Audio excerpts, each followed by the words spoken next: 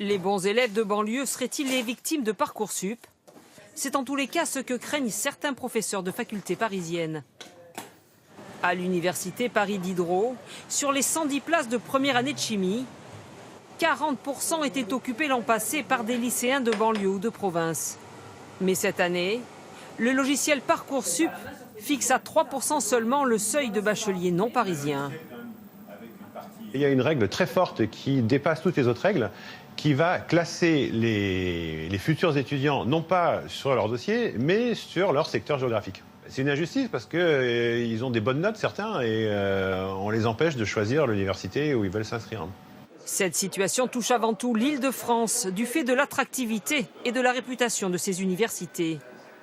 Qui détermine ces quotas?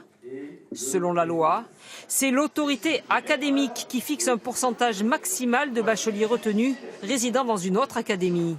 Pour le responsable de Parcoursup, la fixation de ces seuils répondrait à la demande de certaines facultés de banlieue qui ne veulent pas voir partir leurs meilleurs élèves, mais il avance un autre argument.